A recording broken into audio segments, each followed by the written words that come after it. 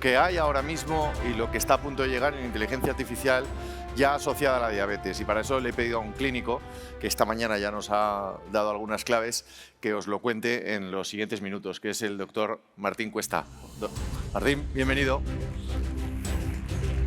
La verdad es, no os veo. Esto va a ayudar. Esta es una de las sesiones probablemente más difíciles que tengo que dar y que he dado en mi vida. Y lo hago principalmente, y lo digo así, por muchos motivos. Uno de ellos es que os mentiría si os digo que no me siento un farsante hablando de la inteligencia artificial, porque aquí está lleno de gente que sabe mucho más que yo, y yo es que no sé de inteligencia artificial. Lo que he estado es unos meses empollando, leyendo un montón, porque me pidieron desde la Sociedad Española de Diabetes que lo revisara para un curso y me ha impregnado. Pero es que además hablar a personas que viven con diabetes y a sus familiares pues es una responsabilidad muy, muy grande. Y vaya por delante, os pido disculpas por todas las tonterías que pueda o no decir de manera anticipada. Lo primero, tengo muchos conflictos de interés y esto debe de ser tomado en cuenta siempre a la hora de este tipo de presentaciones. ¿Cómo va a cambiar la inteligencia artificial la medicina? Pues fijaos, nosotros tenemos una serie de revistas científicas donde es prácticamente imposible poderse acercar, como son el New England, Nature, y realmente, pues por mucho que ha avanzado la medicina en genómica, metabolómica, tecnología, no han sacado todas estas revistas su sección de inteligencia artificial.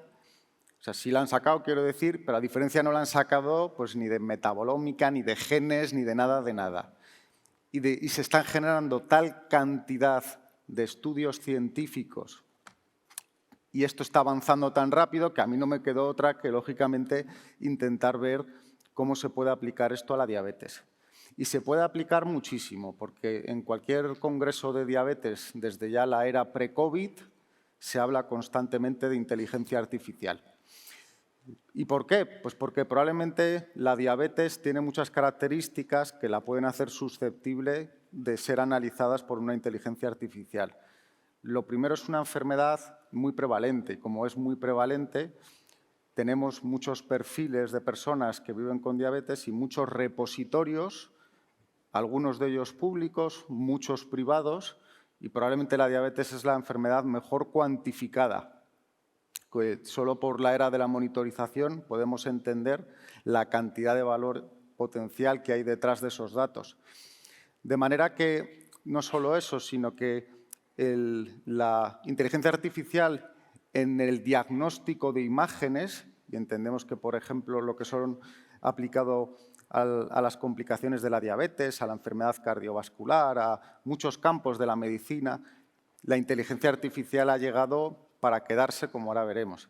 Vamos a hablar principalmente de tres escenarios. Vamos a hablar de la inteligencia artificial en el diagnóstico potencial de enfermedades y complicaciones y luego ya la visión lógicamente optimista de cómo esto nos va a ayudar a vivir mejor con la enfermedad. Bueno, hay muchos desafíos en el screening de complicaciones en diabetes y aunque hay mucha evidencia, y ahora veremos que tenemos dispositivos ya aprobados tanto por la FDA como en el mercado CE en Europa para poder ser utilizados con este fin, la realidad es que todavía tenemos muchos retos y hay muchas lagunas. Como ya se ha hablado, la calidad de los datos. Si los datos están sesgados, si no son lo suficientemente representativos de la población a la cual yo lo voy a utilizar, puede que cuando yo intente replicar esos resultados en otra población me encuentre sorpresas inexplicables. Y eso ya ha pasado. Pues ya se ha intentado validar una serie de escalas pronósticas con inteligencia artificial en centros de salud para diagnosticar diabetes y, claro, lo que sirve en China no sirve en Finlandia. Por tanto, eso hay que tenerlo en cuenta. Estas inteligencias artificiales nos pueden ayudar en la medida en la cual le demos muchos datos de buena calidad. Luego, además, tienen que estar validados de manera prospectiva. Nosotros acabamos de oír hablar de los falsos positivos, los falsos negativos en medicina. Al final, la verdad absoluta casi no existe. El conocimiento científico está constantemente cambiando. Y en la medicina experimental lo que intentamos es reproducir estudios en distintas poblaciones para yo poder estar seguro de que efectivamente este dispositivo funciona bien en este contexto y en este grupo de personas. Bueno, pues lo que ocurre aquí es que si los datos no son públicos, si no podemos contrastar esos modelos, no vamos a saber realmente si pueden ser aplicables a mi población. Y eso es un tema importante. Tendremos que tener la capacidad de poderlos testar. Luego tienen que tener aprobación regulatoria y, desde luego, integrarse fácilmente en los flujos de trabajo. Si no tengo acceso desde mi centro sanitario a que esta técnica de Machine Learning me mapee toda la historia clínica del paciente, pues a mí esto no me va a servir. Es interesante porque ya aquí empezamos a vivir unas inequidades tremendas. Ayer cenando con un amigo mío traumatólogo del hospital de enfrente, no diré cuál es mi hospital ni el del frente, pero ahí ya están utilizando inteligencia artificial de una manera experimental, de manera que el médico y la persona que está detrás, ninguno está escribiendo porque queda todo transcrito y posterior tienen toda la consulta ya transcrita y tienen que cambiar alguna cosilla, pero por lo que nos dicen funciona bastante bien. O cuando van a pedir, derivan a un paciente desde atención primaria, pues ya una inteligencia artificial valora el motivo de consulta, el número de semanas con los síntomas y el paciente aparece ya con las pruebas pedidas. Bueno, pues eso es en el hospital de enfrente. Quiero decir que esto ya empieza a ser una realidad.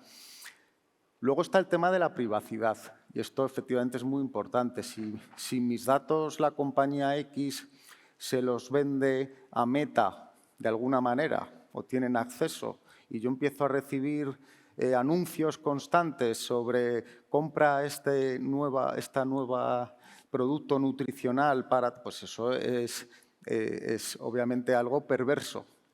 Y luego la inteligencia artificial también trae la equidad en la atención sanitaria, bajo mi punto de vista, de una manera muy importante, porque ¿qué pasa si hay poblaciones que tienen acceso a inteligencia artificial y otras que no? Pues que cada vez vamos a tener resultados en salud más dispares en todos los campos de la medicina, incluyendo la diabetes.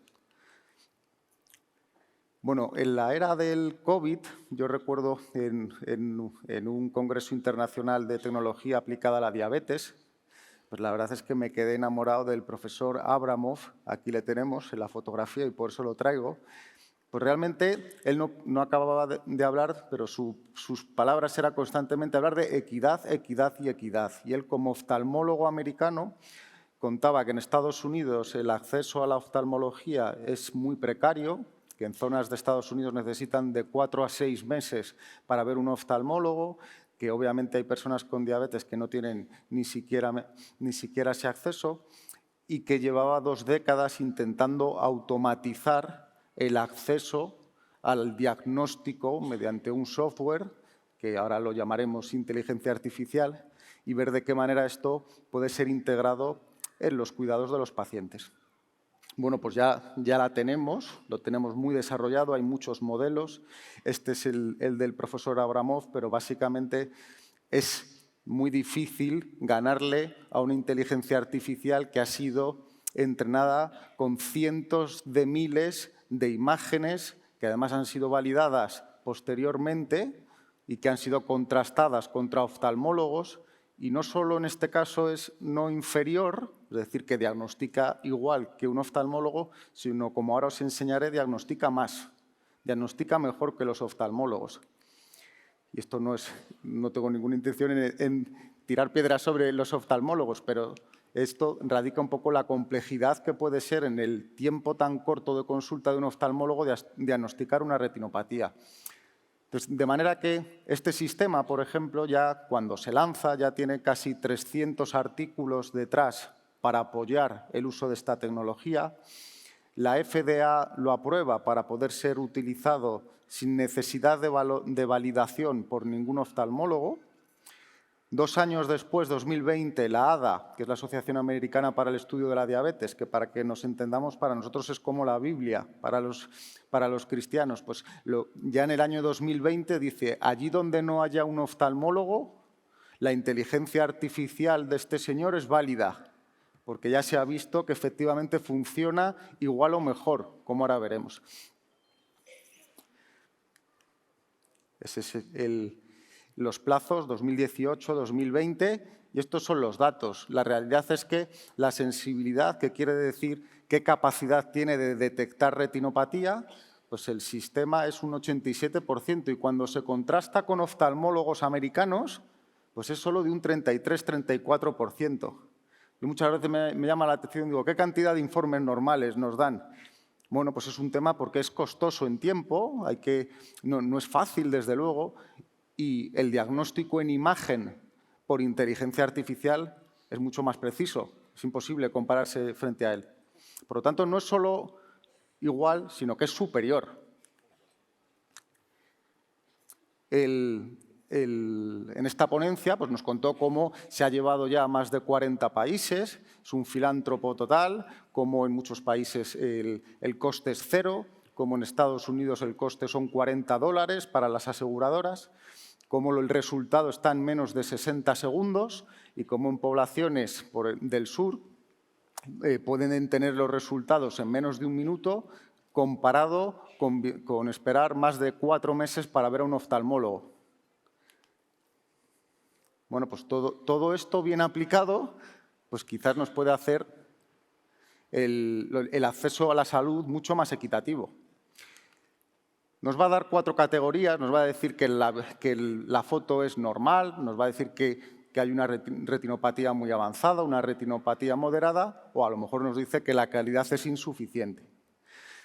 Si este fuese el único modelo que hubiera, pues podríamos decir que hay un monopolio detrás de esto, pero no es así. Podemos ver, os he puesto unos cuantos para tenerlos como referencia, pero esto ya está a la orden del día y me consta que en nuestro medio, en España, hay varios hospitales que ya lo están usando.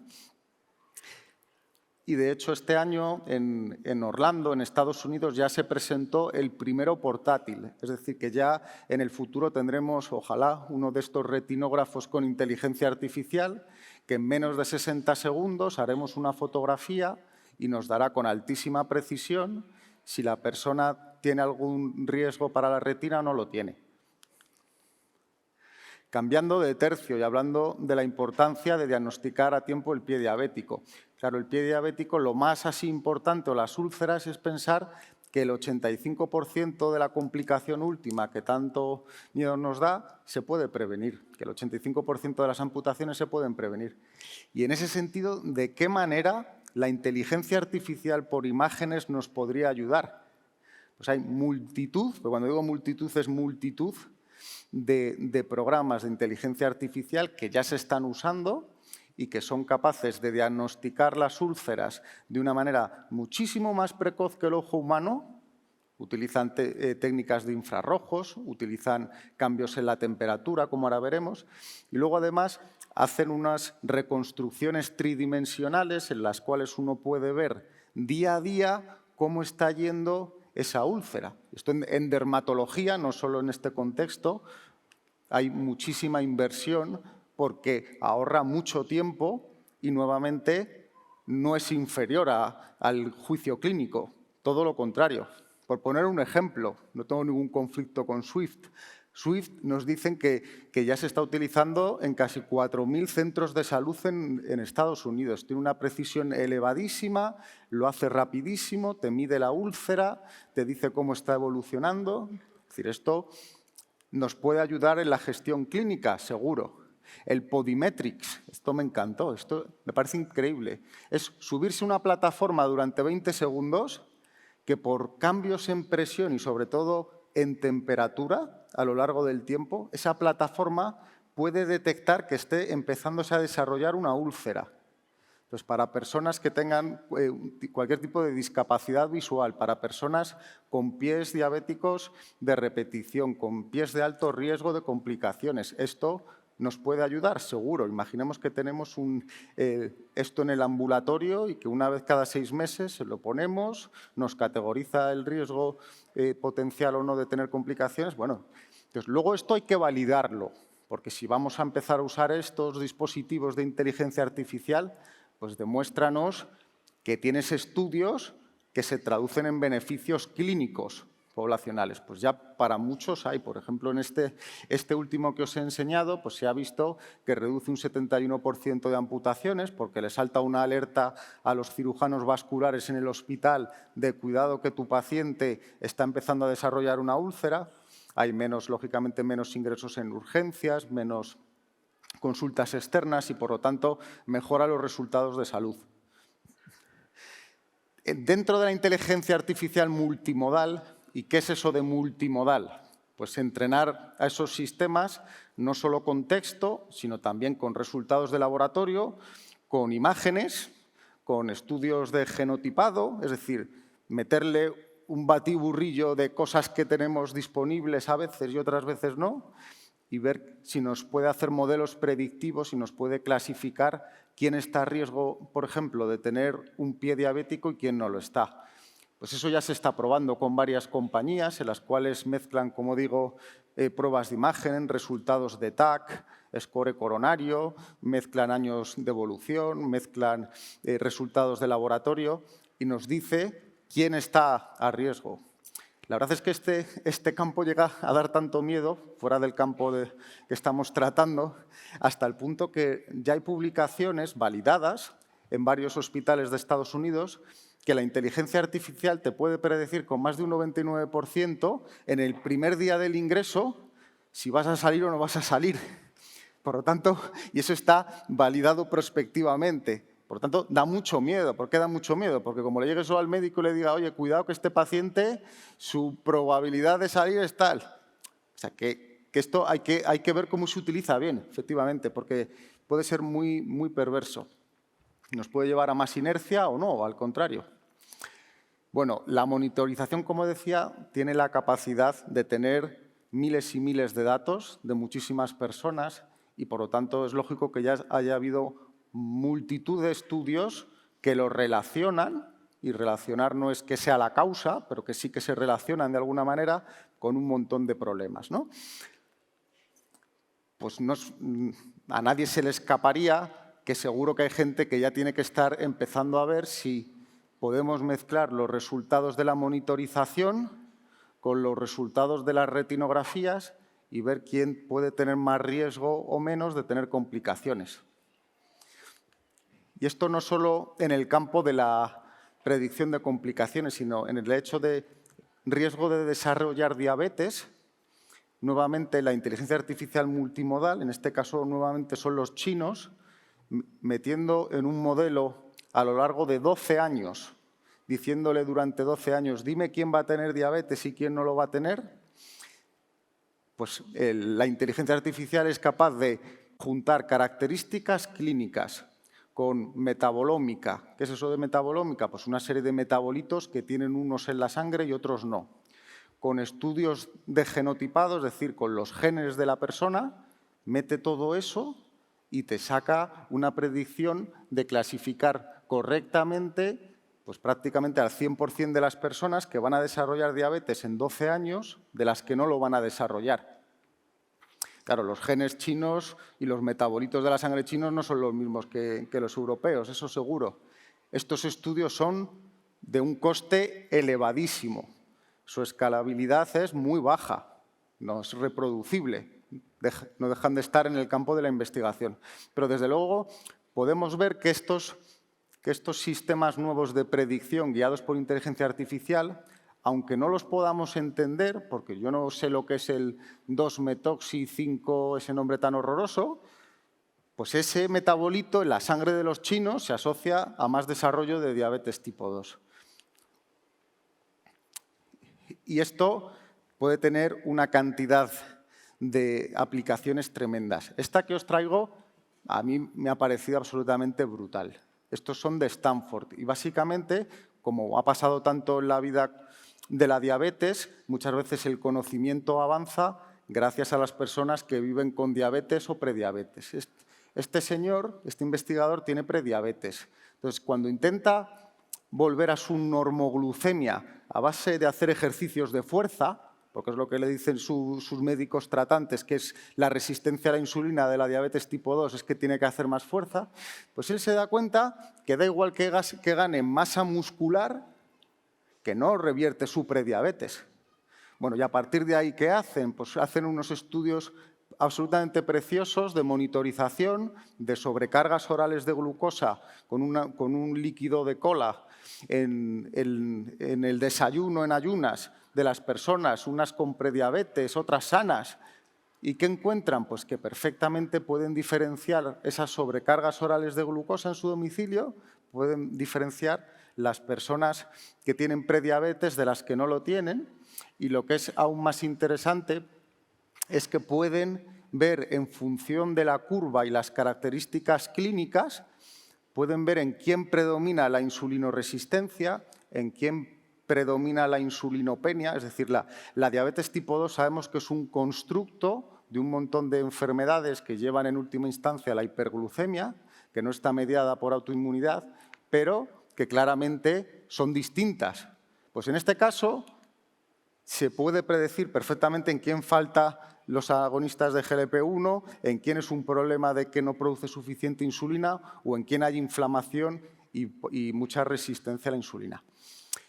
Cambiando de tercio, en el ámbito de la nutrición y de la capacidad de poder reconocer y cuantificar carbohidratos, bajo mi punto de vista, por lo que he revisado, esto es de lo más avanzado. Se llama SNAC. Está en Estados Unidos, aquí no ha llegado todavía, pero tiene 4,7 de puntuación de las personas que se lo han descargado y lo han pagado, más de 50.000 personas.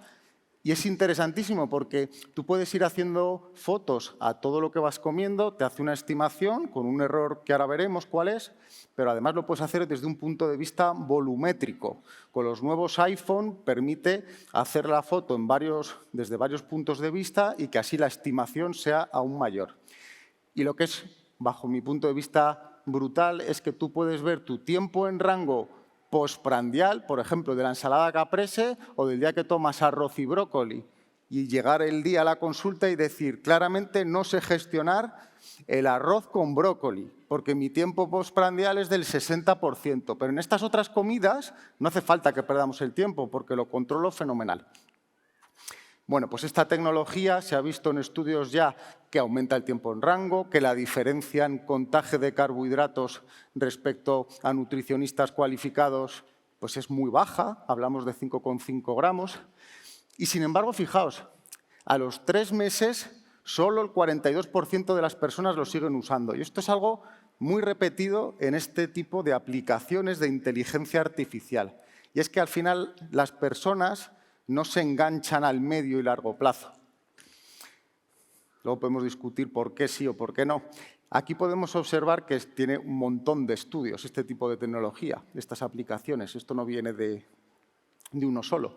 Pero claro, si la persona que vive con diabetes pasa el 99,99% de su tiempo anual solo, pues habrá que buscar las estrategias para llevarles las terapias donde ellos están. De eso se ha hablado mucho hoy, ¿verdad?